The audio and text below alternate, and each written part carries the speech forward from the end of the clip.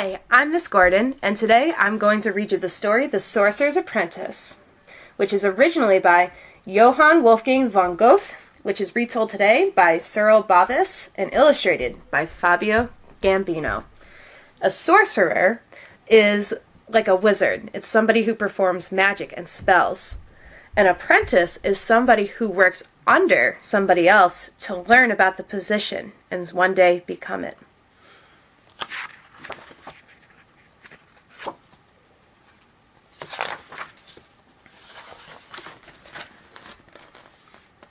In an ancient land where the powers of magic flowed freely, there lived a boy named Tiernan, whose hidden gifts won him the job of Sorcerer's Apprentice. This is his story.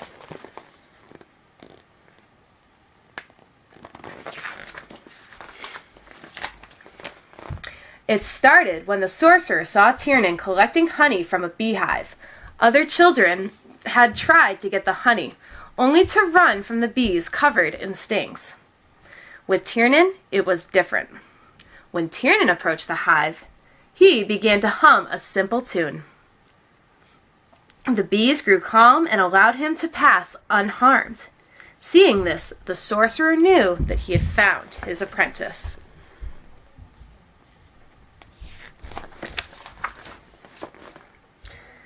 From that day forward, Tiernan spent his days in the castle, cleaning, organizing, and fetching for the sorcerer. Tiernan was fascinated by the sorcerer's magic and studied the books of spells and potions whenever he had time.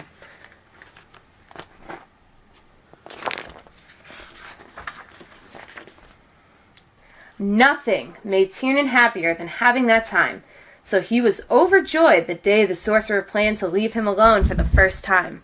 Unfortunately, just as the sorcerer was leaving the castle, he handed Tiernan a list of chores, instructing him to do nothing else until they were finished.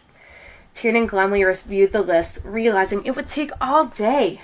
He set to work cleaning and organizing the castle, placing potions up on the shelves, polishing cauldrons, and finally sweeping the floors and mopping the floors.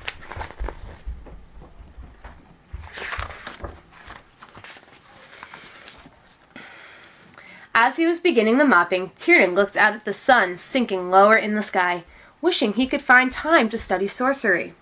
Then he had an idea. Sorcery could help him skip the mopping.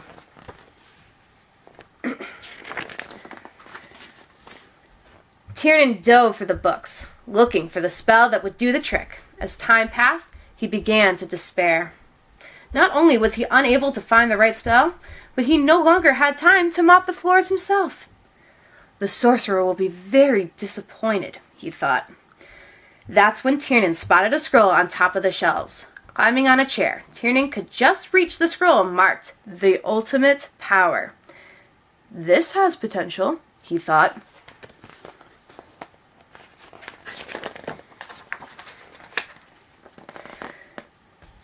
The scroll described a spell that granted the power to command any object. Tiernan turned to the mop and bucket that rested in the corner and called out, "Cantastic, bombastic bazam, now mop these floors as fast as you can." With an explosion of sparks, the bucket flew out the window and dropped into the well. Moments later, it came splashing back through the window and sloshed water onto the floor. The mop streaked across the floor, twirling and dancing and scrubbing. Tiernan cried out for joy and joined the mop in its magical dance.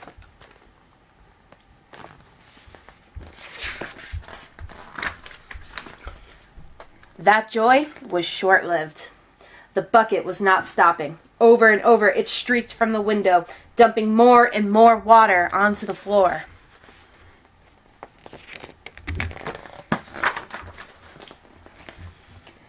Tiernan reached for the scroll to find a way to stop the bucket, but as he grabbed it, the mop plowed into him and the scroll fell into the water. Mortified, Tiernan watched as the ink washed from the page, dooming the castle to watery destruction. Just when things looked hopeless, the sorcerer returned to save the day. "Oasio arrestio," he shouted, and at once the bucket stopped still and the water evaporated.